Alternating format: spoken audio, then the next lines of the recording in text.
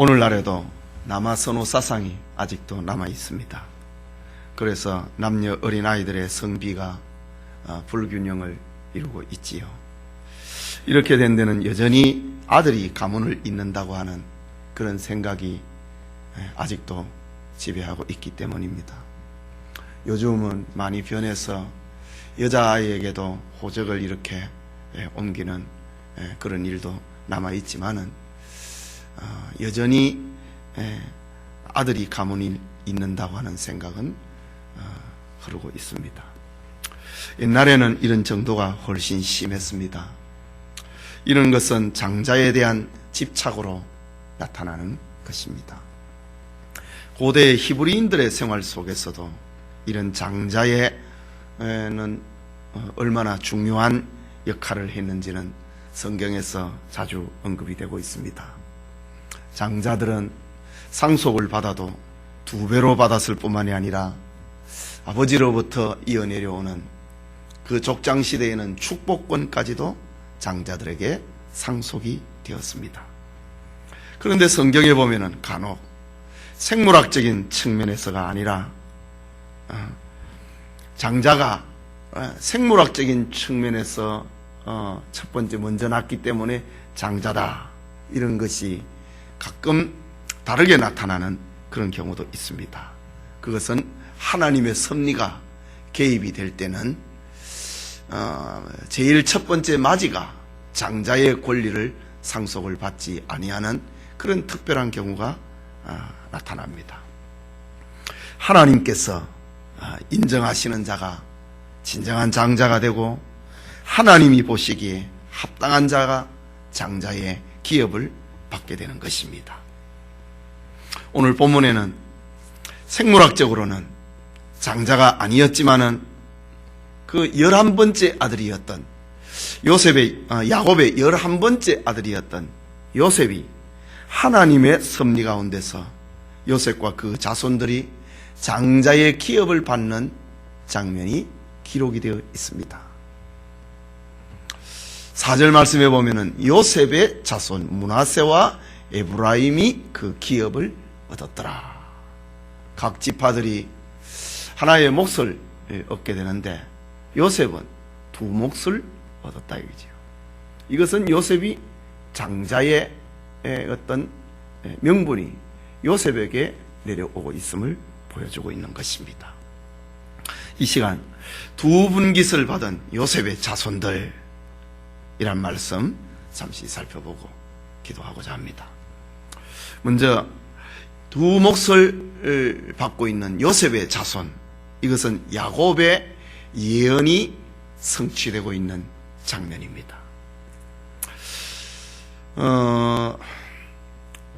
여호수아서 15장에 보면은 영적으로 예수님의 예수님의 조상이 되는 아브라함과 다윗 그리고 예수 그리스도의 세계를 이루는 유다 지파가 15장에 먼저 제비를 뽑았습니다. 그 다음에 16장에 오게 되면은 요셉 지파 다음으로 유다 지파 다음으로 요셉 지파가 기업을 제비로 뽑는 장면이 기록이 되어 있습니다. 그런데 요셉 자손이 제비를 뽑은 그 차지한 지역은 가나안 중앙 지역입니다. 아주 가나안 전체 북, 중, 하, 이 전체 상중하를 볼 때에 아주 노른자위의 땅을 요셉 지파가 요셉의 2 아들 에브라임과 므낫세가 기업을 그곳에서 얻게 됩니다. 동쪽으로는 요단강이었다. 서쪽으로는 지중해 바다였다. 남으로는 단과 베냐민 지파가 밑에 있었다. 북쪽으로는 아셀과 스불론과 이사갈 지파가 있었다. 그러면은 이 요셉 지파의 2 아들 에브라임과 므낫세 지파가 기업을 분배를 받은 제비를 뽑아서 당첨이 된 그곳은 이스라엘에서 가장 비옥한 땅이었습니다. 요셉 자손이 이런 축복을 받았다. 이것이 이유가 무엇이었는가? 그것은 12지파의 아버지 야곱의 예언 가운데 나타난 것입니다. 야곱은 족장시대의 인물로서 그의 축복은 신적 권위를 가지고 있는 축복이었습니다. 그는 야곱은 비록 장자로 태어나지는 아니했지만은 하나님의 택하심과 아버지 이삭으로부터 장자의 축복을, 실질적인 축복권을 야곱이 받게 됩니다. 다시 말해서 야곱은 축복권이 있는 사람이었습니다. 야곱의 축복 기도, 야곱의 축복 예언, 그 결과로 요셉 자손이 장자의 기업을 받게 되었다. 요셉과 지금 여호수아 이 시대는 400년이라고 하는 긴 세월이 중간에 들어 있습니다. 400년이라고 하는 세월이 지나고 난 다음에 하나님이 약속하신 그 가나안 땅을 기업으로 분배를 받을 때에 400년 전에 야곱이 죽어가면서 그 12아들들 하나하나에게 머리를 얹으면서 축복 기도를 할 때에 이 요셉 자손에게는 두 몫의 축복을 합니다. 그것은 요셉을 바로 축복하지 아니하고 요셉의 두 아들 에브라임과 므낫세 손자를 자기 아들처럼 생각을 하고 두 아들에게 축복을 합니다. 그렇다면 요셉에게는 두 몫이 돌아가게 된 것입니다. 이런 결과가 400년 세월이 지나고 난 다음에 이루어졌다라는 사실입니다. 이렇게 하나님의 섭리, 야곱의 축복 기도, 이것은 세월이 지나도 그것이 변하지 않는다라는 것을 보여주고 있습니다. 하나님의 이름으로 요셉 자손을 축복을 한 그것이 세월이 지나고 400년이라고 하는 세월이 지나도 그것은 여전히 하나님의 뜻 가운데서 흐르고 있었다라는 것입니다. 또 하나는 요셉 자손이 두 몫을 얻었다. 이유가 무엇인가? 이것은 요셉의 수고에 대한 보상이기도 합니다. 우리는 야곱의 가족들이 극심한 기근을 겪었을 때에 요셉이 애굽 땅의 총리가 되어 있었던 것을 알고 있습니다. 애굽의 총리가 되어 있는 요셉은 그의 온 가족을 위해서 얼마나 많은 수고를 했습니까? 애굽에 내려가서 종살이를 그리고 감옥살이를 20년 가까이 그는 했습니다. 그리고 그가 총리가 되었을 때에 그의 그 아버지와 그 온 가족을 돌아보게 됩니다. 요셉은 실질적으로 이스라엘 백성들에게 수고와 그가 애를 쓴 모습은 이거는 말로 다 할 수 없는 것입니다. 요셉은 야곱의 후손들이 저 가나안 땅에서 땅 한 평도 가지지 못하고 단순히 아버지 시대, 할아버지 시대에, 아브라함 시대에 저 막벨라 굴 무덤 하나 산 것밖에 없었습니다. 땅이 없으니까 어떻게 삽니까? 유목민들의 생활이었습니다. 가라 그러면 또 다른 데로 몰려가야 되고 또 쫓겨가야 되는 것. 이것이 유목민들의 생활이었습니다. 정처 없이 야곱이 그 아들들을, 손자들을 데리고 이곳저곳을 다니면서 땅이 없이 풀을 찾아서 돌아다녔던 유목민들이었습니다. 그런데 요셉이 그 아버지와 그 형제들과 조카들, 그 온 가족을 애굽으로 내려오라고 했습니다. 고센 땅에 저 아버지의 온 식구들을 고센 땅에 머물게 하고 거기에서 큰 가족을 이루도록 만들었습니다. 애굽 땅에서 정착하는 법이 어떤 것인지를, 그전에는 정착을 하지 않았습니다. 유목민들입니다. 지금도 저 아랍 지역에 베두인이라고 하는 유목민들이 있습니다. 그런 사람은 땅이 필요 없어요. 집도 필요 없어요. 그냥 천막만 쳐가지고 이리 가라면 저리 가고 저리 가라면 저리 가고 이렇게 일평생을 사는 사람들이 유목민들입니다. 야곱의 자손들이, 야곱이 그렇게 살았습니다. 발붙일 만한 땅도 야곱은 얻지를 못했습니다.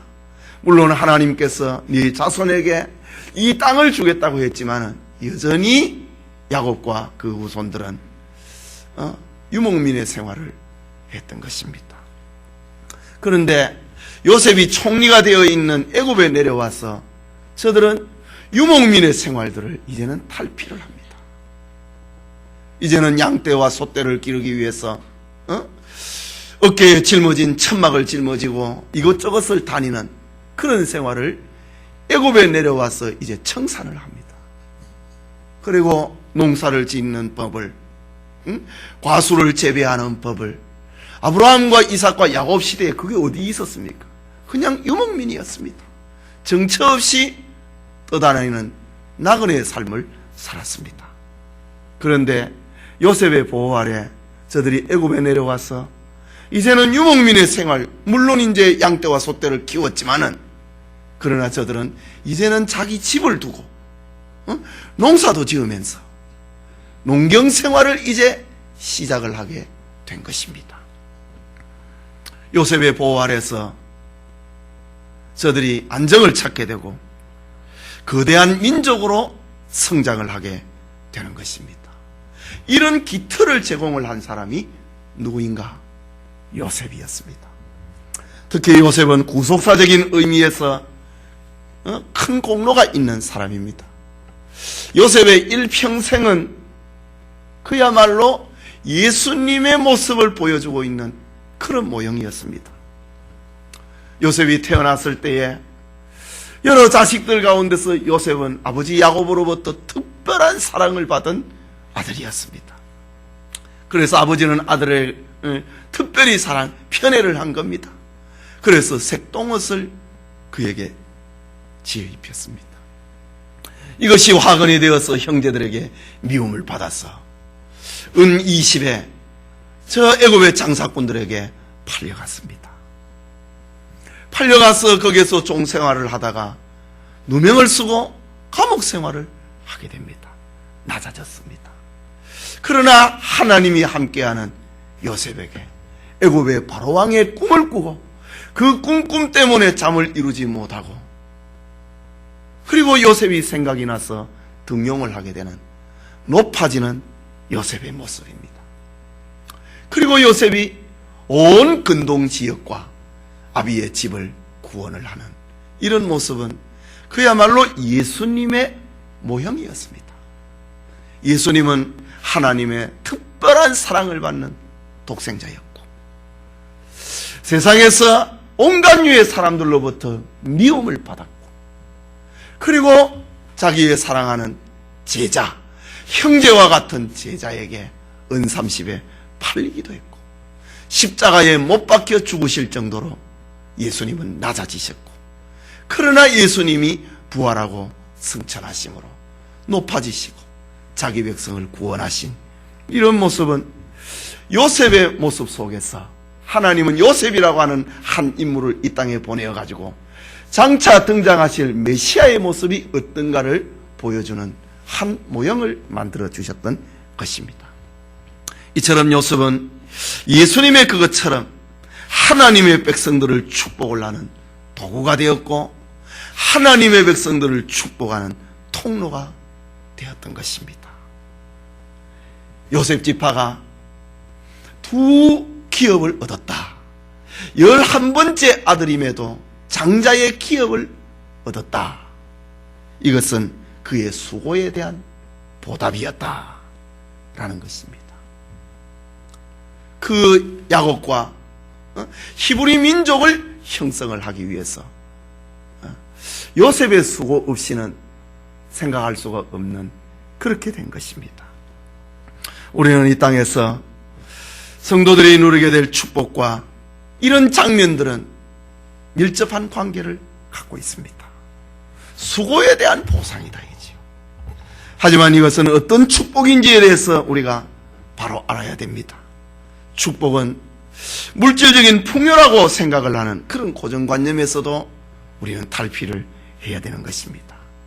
하나님의 그 큰 축복을 어떻게 물질 속에 우리가 다 집어넣을 수가 있겠는가?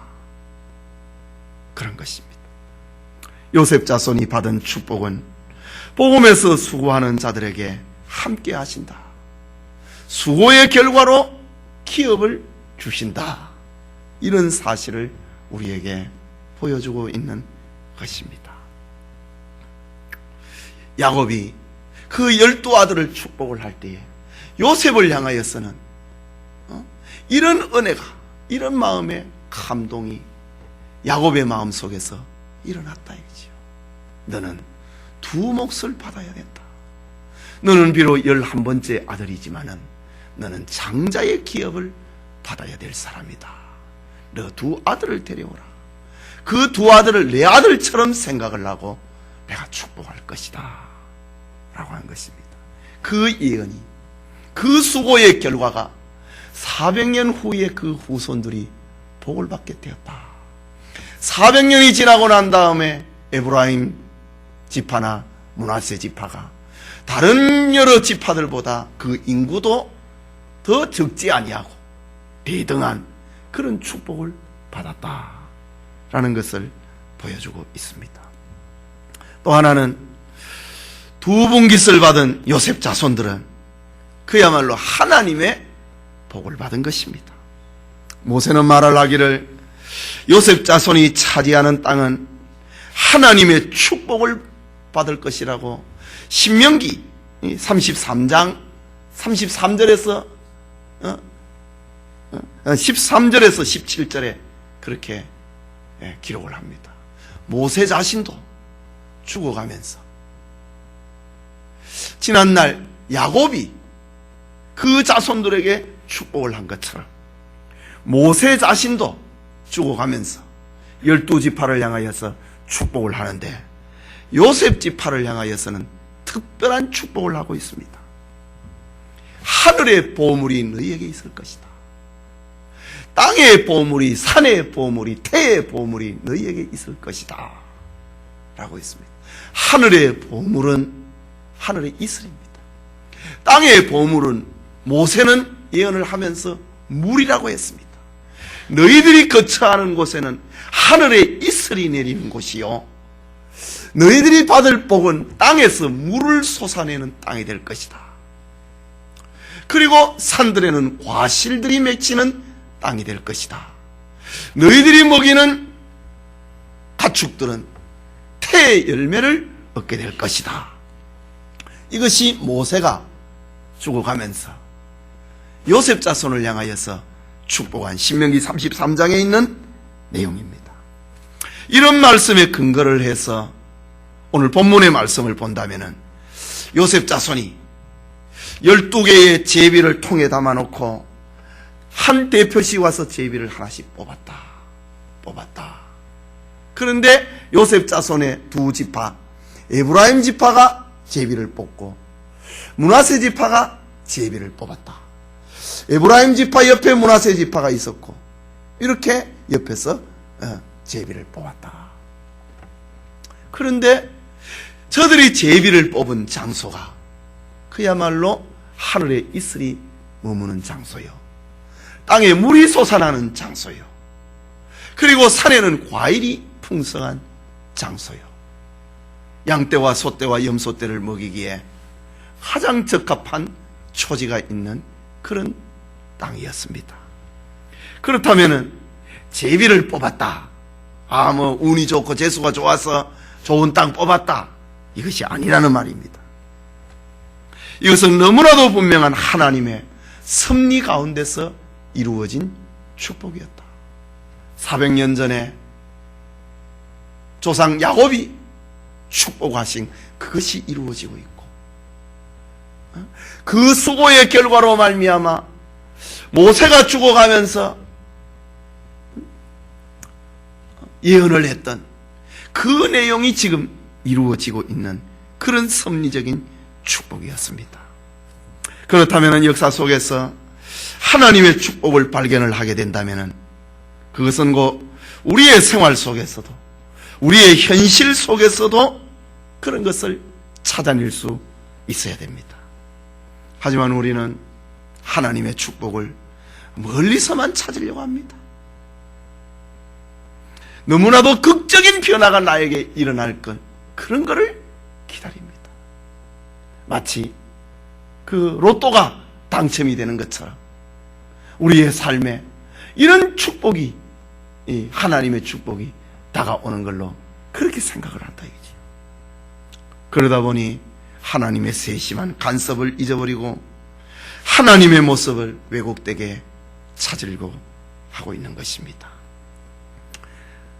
이런 모습 때문에 성경은 말세에 하나님보다 돈을 더 사랑할 것이다, 사랑이 식어지는 사회가 될 것이다 라고 심각하게 경고하고 있는 것입니다.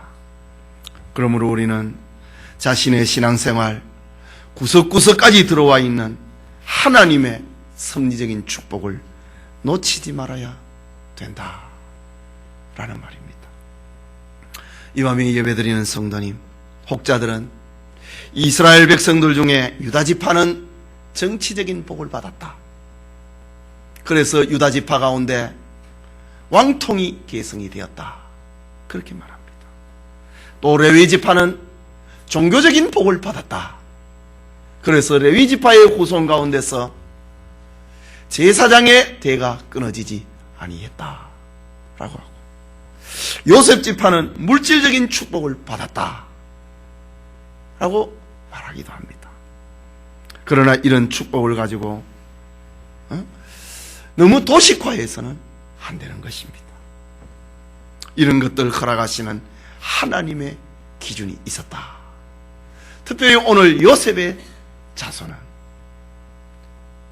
저 지난날 야곱이 그 아들에게 입은 은혜 때문에 그 아들에게 두 손자 둘에게 아들처럼 생각을 하고 축복을 한, 거기에 기원을 두고 있다. 그리고 요셉 자손이 많은 수고를 했고 이스라엘 민족을 이루는데 그 기틀을 마련했기 때문에 하나님께서 주신 기업이었다. 두 개의 기업이었다. 그리고 또 하나는 하나님의 섭리 가운데서 제비를 뽑았다 이거지. 다 공평합니다. 그런데 제비를 뽑았는데 야곱의 예언 그대로, 요셉의 예언 그대로 되었다라는 사실입니다. 하나님의 섭리 속에서 이루어지는 그런 요셉 자손의 축복이었다라는 것입니다. 본문에 요셉 자손들이 받은 축복은 이렇게 야곱의 예언과 요셉의 수고, 그리고 하나님의 신실하심이 함께 어우러서서 이루어진 축복이 요셉 자손의 두 기업을 받은, 장자의 기업을 받은 축복이었습니다. 우리 성도들의 삶에도 하나님의 깊으신 섭리, 하나님의 섭리하신 모습, 하나님의 넓으신 그 사랑 가운데서 그 축복으로 인도를 받고 우리의 삶 속에서도 요셉과 같은, 요셉의 자손이 받았던 축복과 같은 두 개의 몫을 받는 장자의 축복을 받는 그런 은혜가 우리 모두에게 있기를 소원합니다.